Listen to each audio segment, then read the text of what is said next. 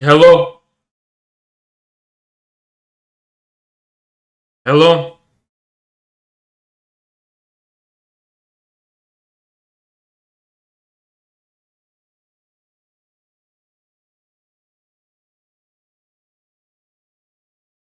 Hello? I can't hear you. Cannot hear you. Hello? Yeah, raise your mic volume. Raise your mic volume all the way.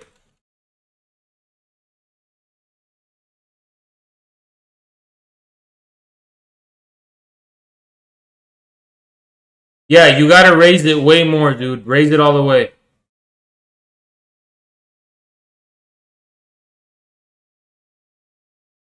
Oh, hello? Hello? Yeah, it's better. Oh, okay, sorry.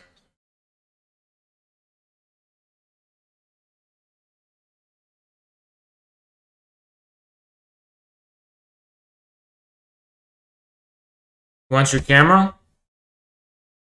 Oh, yeah, it's fine. Okay. Hold on, hold I, on. Let me pop this out.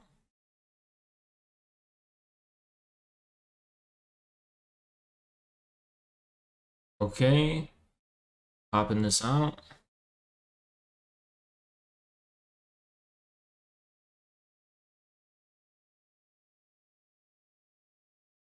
Where is this? Okay, here we go. Hold on. Okay. Um,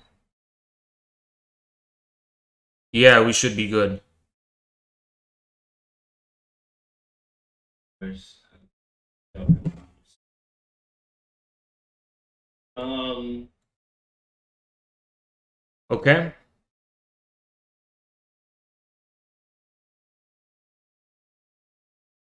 and I mean, I agree to some extent with your assertion that China is in fact socialist. I just think that it's not a sustainable model. And from what I've read and from what I've done my research on, they don't plan on changing it. So my issue is that it's more of a discussion topic to some extent or another. If China does fall, which I do think it will, because of the tendency to fall and made a profit. If you're aware of that, you probably are. The first thing, Um, if that's your, is that your intro or? yeah, I think so. I think so. Yeah, well, the first thing I have to ask you is before we get into the falling rate of profit stuff, people have been predicting the collapse of China for many decades now. They've been predicting that there's an discernible signs of a coming economic crisis, but it's never happened. China manages to somehow surprise them in actually being able to be cognizant of the dangers facing its economy. When the economy gets too hot, the government knows how to make it cold. When it gets too cold, the government seems to know how to make it hot. So, how do you distinguish your claim from the myriad of claims about China's impending doom that have plagued Western discourse for the past few decades? So I would argue specifically that the organic composition of capital, which is obviously the tendency of the falling rate of profit, Okay. it is increasing. If I'm not mistaken, it is increasing, and a capital accumulation is growing. And he has, Xi Jinping himself, I believe, has what's it called? Cut back taxes, cut back a little other stuff, which allows capital accumulation to form more, which may, to some extent, problem. But the issue is not that um,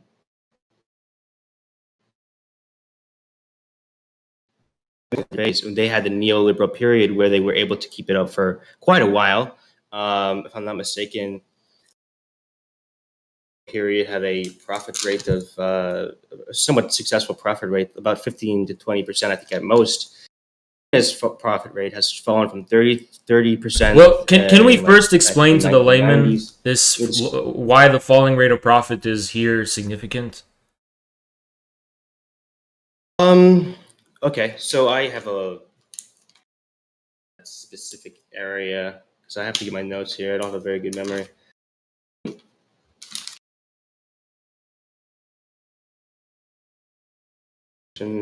Relocation. So according to Marx's political economy, the basic contradictions of capitalist accumulation are reflected in the tendency for the rate of profit to fall. To quote Marx, it is the law of the capitalist mode of production that its development does in fact involve a relative decline in the relation. Yeah, don't quote it. Don't quote it. Just simplify. Simplify like why, what it means, and why this leads to crisis. Okay, let me. Do you want me to? Because I think I could do it pretty fast. Yes. Yeah. Okay, I am very new to this sort of thing.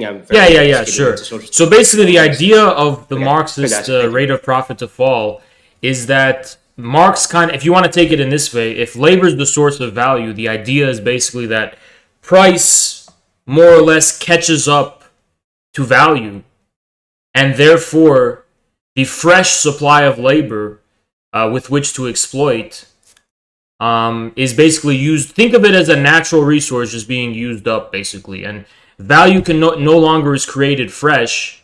It's just recycled. And if it's recycled, there can't be any new profits. If there's a falling rate of profit, you cannot make a return on your initial investments. And this more or less leads to some kind of society-wide crisis. You agree with that?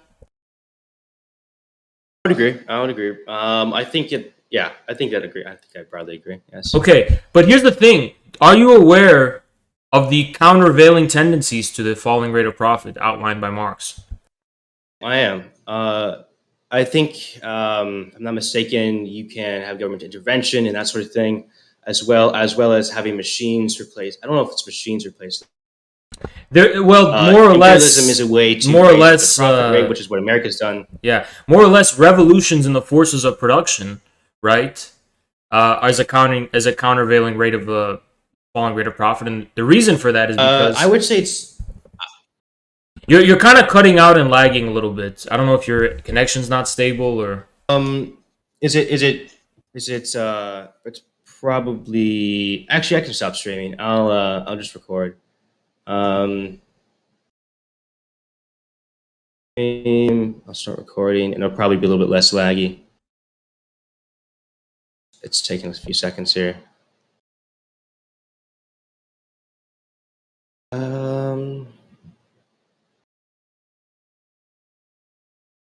Stopping.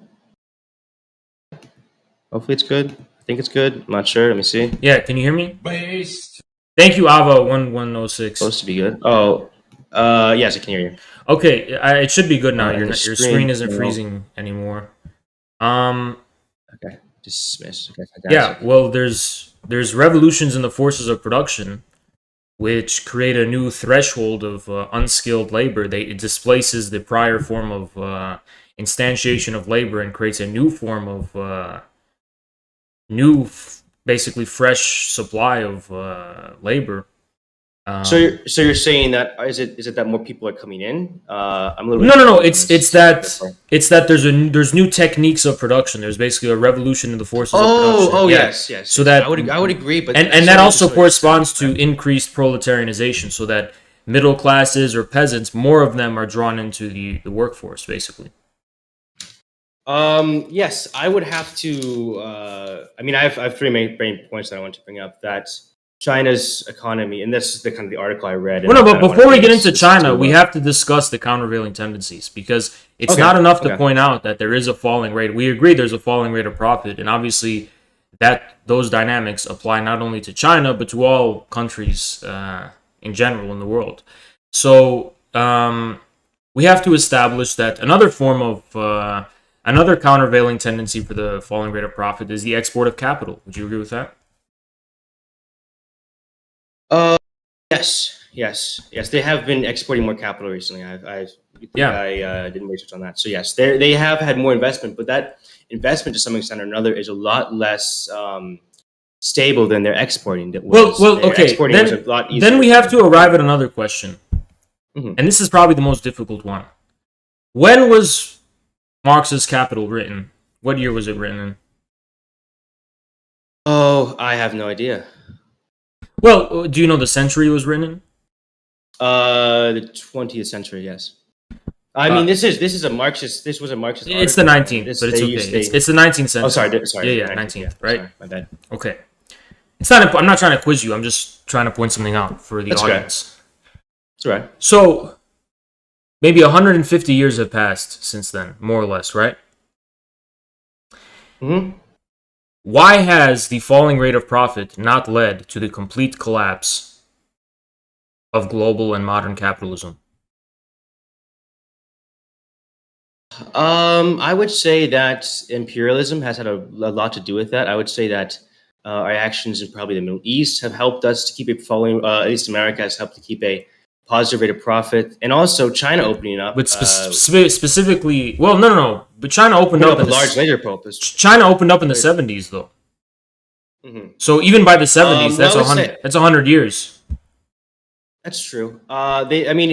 It's relatively documented, like that. It is a trend. Maybe it's not. I agree that it's a trend, but what I contest is that as a trend, it leads to the collapse of economies. And if it does lead to quote-unquote collapses of economies, these are not system-wide or even politically-wide collapses. These are what in Keynesian economics they tried to call boom and bust cycles, right? Well, yes, the boom and bust cycles, but every boom and bust cycle, it gets less and less profit. I can get my notes on this specific Sure, issue, but why has the crisis of profitability not hampered the development of the forces of production and the continued vigorous development of capitalism itself? I would say that I don't necessarily know the answer to that question. I think I do. So my answer to that question is basically that Marx foresaw the inevitability of socialism, and that more or less all countries, even capitalist countries, have gone in that direction in order to offset the falling rate of profit. A new unprecedented relationship between governments, politics, and the economy has allowed states to find ways to offset the falling rate of profit. And those are just the capitalist nations, by the way. I'm not even getting to China yet. China, which is a country ruled by Marxists. So if they've managed to do it for over a century, the question then shifts to the question of how could a state ruled by a communist party, ruled by people who study Marx all their lives, how could they not be aware of the falling rate of profit and not be aware of the necessary interventions they're going to have to make and have made actually over the past 2 decades to offset I would say that you have a valid point there, and I have also had a similar thought. But I think that it may have to do a lot with the political influences, especially in the party. I don't know much about China. I just know that majority of them are less Maoist, and a lot of them are probably more Xi Jinping thought and lead toward those. They don't. These are not really real distinctions. I mean, Maoism. Mao was an era of China. If you're referring to the Cultural Revolution, the Cultural Revolution eventually came to an end. Even under Mao, I think. Mao didn't think it was going to be permanent, and I've said. Yeah. I mean, I've looked at some. A article. It was like by the Business Insider, so it might have been the best article. But it talked that in 2036, with what Maoist economics was, it is possible that they would be doing better off than China is now. It's potentially, obviously, it's not a guarantee because. What do you mean by Maoist economics? Are you referring to the? You're referring. I'm not entirely sure. They were very vague when they described it. Okay. I think you're basically referring to the Soviet style, the vestiges of the Soviet system that China still retained before its reform and opening up. Is that what you're referring to? I believe so. I wouldn't be sure though because the consensus in China is not that they have moved to an entirely different thing. It's more that for the time, that type of economy was necessary to establish China's national and politically sovereign industrial system. After that task was done, reforming up and opening up was made possible. So they're just different stages of Chinese socialism. Agreed. But it's kind of unthinkable that the previous stage could have been prolonged to 2036. The stage had exhausted its purpose, and it has exhausted its ability to grow the Chinese economy and develop the forces of production. So I'm not sure how it could have been prolonged. I'm not that well versed in history, so I wouldn't necessarily be able to dispute that. So I'm not going to really dispute that claim. But I would say that, like the growing class militancy in China, the strikes, the large amount of strikes that have happened, and the increasing, I would say, maybe social contradictions and economic contradictions, all lead to potential crisis, or You maybe think not, that maybe not collapse, but maybe a crisis that may be um, unforeseen. Because I mean, in 2015, I believe the stock market was booming, and the urban middle class, urban middle income class, believed that it would last forever, but uh, potentially forever. But it didn't. It collapsed, and it went back to about the same rate it was before. So, while I think they are planning to some extent or another, they couldn't, even with the knowledge maybe that was going to happen, prevent that. They spent about I think several trillion yuan on trying to fix that, but they couldn't fix the rate of profit at that time, or they couldn't immediately fix it. So the fact that their response time may be potentially delayed may also have something to do with potentially a crisis that is not avoidable and has to have a massive change. My biggest issue is that Xi Jinping has not necessarily said. He said that I think I have a quote from him here. Some quotes from him here. That any word or action that denies, doubts, or waver over the country's basic economic system is not in line with our principles or policies of the party and the country. I just think such an unwavering support of that system without any sort of maybe thought of perhaps a backup system or something of that nature, because I think they could do that very effectively because they already have their productive forces, and perhaps they could centralize their economy very effectively, especially with the works that we've had done. Okay. Before a few things. We're kind of going really fast in a lot of directions. So the first thing is that the first you mentioned there's a bunch of social contradictions and all this kind of stuff. What is different from the past from 2 decades ago? What's different now? I don't see a difference. Well, I would say that that the contradiction is it's growing. Sorry. Let me Okay, just but wait. Well, there's could I see if I can read some of my notes here? I mean, China's capitalistic development has brought about a fundamental change in China's social structure as the agricultural labor force fell. The non-agricultural labor force expanded to 360 million from 240 million in 2013. Dude, you're just shouting. You're throwing a lot of information at me. I'll get. Sorry. You got to get to the point. You know. Okay. So, with the decline of the world's surplus labor force, capitalists in the manufacturing industry have been struggling with labor shortages. In recent years, the Chinese working class has waged struggles with growing degrees of militancy to get better wages and to get better stuff, which also decreases the rate of profit. So that also is something that they have to offset, because they can't simply. And with, I don't know if they. Okay, wait. Just please stop quoting your notes and stop quoting your articles for 1 second, and let's actually get to the meat and potatoes of what you're trying to say. So you just gave me, from what you quoted just now, I'm going to freeze you right now. You just quoted to me that there's a increased shortage of the labor supply within China, and then this is giving leverage for Chinese workers to demand higher wages, and that this is going to be a problem for Chinese profits. Well, we all know that there's a growing Chinese middle class in general. The Chinese people are demanding a better way of life in general. The Communist Party has been very cognizant of this fact and is aware of this fact. I don't see how this is some kind of... See, I think the general trend of what I'm noticing with your analysis and your interpretation of China is that things that would lead to an economic collapse or crisis in the West, you're assuming that it's also going to lead to that in China. But the difference in China is that the party is 2 steps ahead. The party knows about these... what is a apocalypse in the West is a type of cycle in China, if you will. What I mean by that is that China doesn't see the decline in the rate of profit as the end of the world. It sees it as a kind of cycle of its economy, and it has to intervene in a specific way, and it goes up and it goes down, just kind of like the boom and bust cycle that I told you about. So I think in the first place, when you're describing all of these problems, it's almost like you're describing the problem of a wave. A wave goes up, but the wave must also go down. But how do you know the wave doesn't also go up? Again, it's a wave. You see my problem? You are looking at it from a narrow perspective. You're isolating a single moment of a very complex, dynamic, and innovative system, and just assuming that this downward trend, it's some kind of permanent, devastating crisis for China as a whole.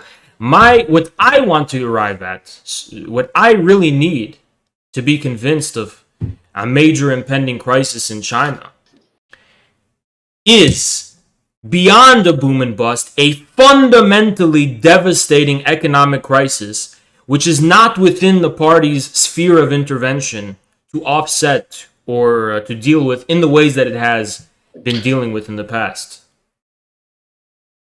Okay, so I would say that the exports to other countries has been declining.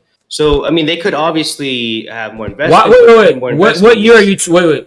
First of all, a lot of things have happened in the past 2 years. The coronavirus pandemic has happened. There's a lot of political tensions with the United States. Right. China's dealing with this geopolitical issue. Is this a long-term problem that you're describing? The decline of exports? Like, what are you actually describing here? I'm not, because as far as I'm concerned, sure. China is the world's foremost pioneer, its foremost leader of establishing an unprecedented level of newfound global economic interrelatedness and interdependence. China's forming all sorts of new deals. It has its Belt and Road Initiative. Obviously, it's expanding and building infrastructure in countries. China's goal is to develop the forces of production on a global scale.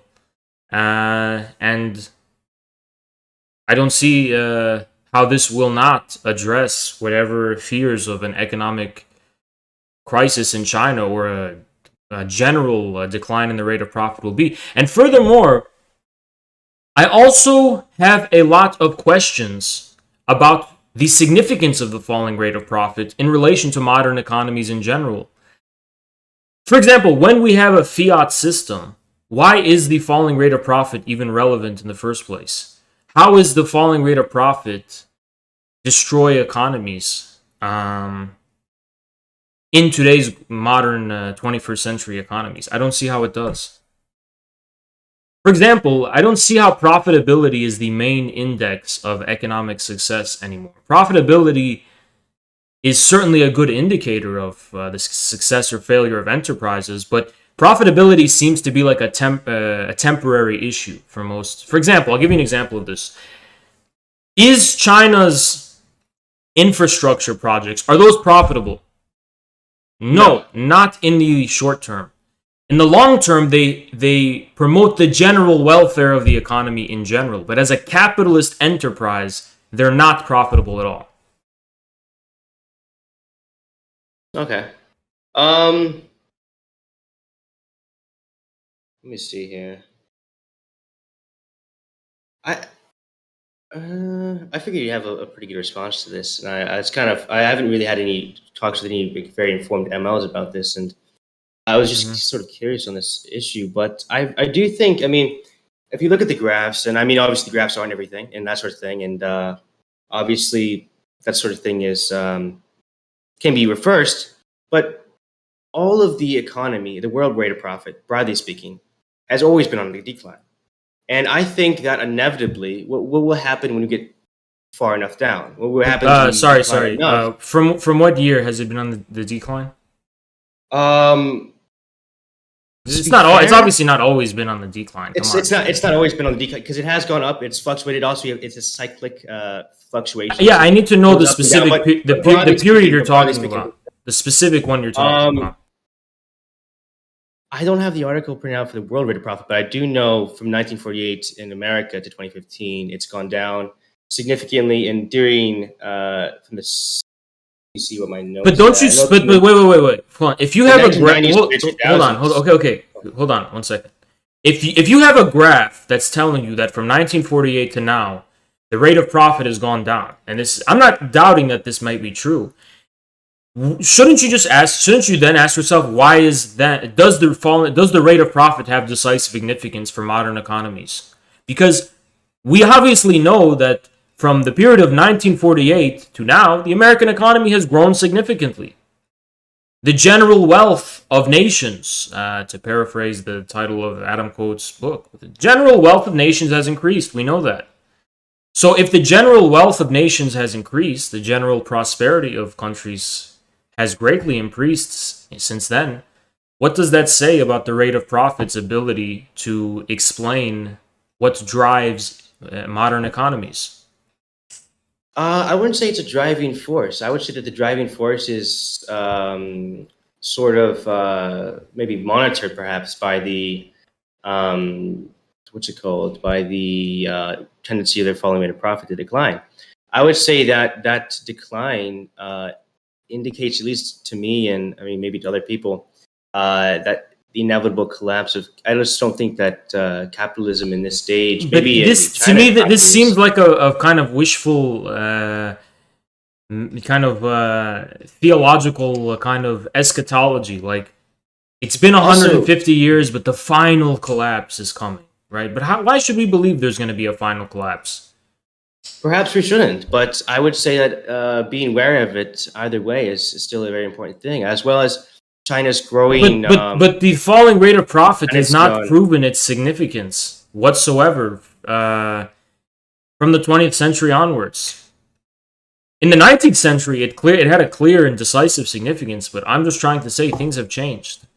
We don't live in the time in which Marx lived. The falling rate of profit does not appear to have very good explanatory value for what.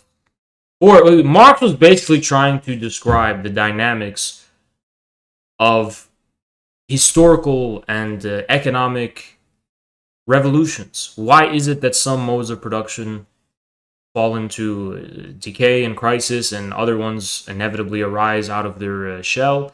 How are there revolutions in the forces of production? Right. That's really the main thrust of what Marx is talking about, and the paradigm that you appear to be using does not appear to explain the history of the 20th century and the 21st century.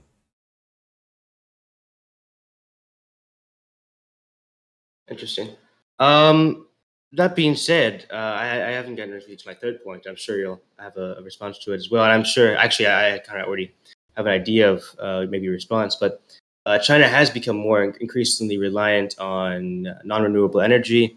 They've especially, I think in 2021 or 2020, they became the leading importer of oil, which is a problem because obviously there was a lot of mass protests to some extent or another, where there was protests to the government, obviously increase in China the environmental protections. In the environmental protections, but those environmental protections obviously are going to have a wait. I gotta intervene here.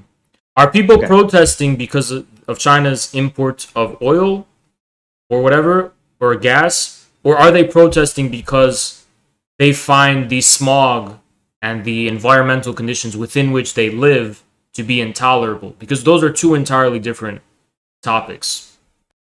Well, I think I'm not sure, but I feel like they're related because I feel they're not. They're not. I'll tell you the reason. I'll tell you the reason they're not. Okay.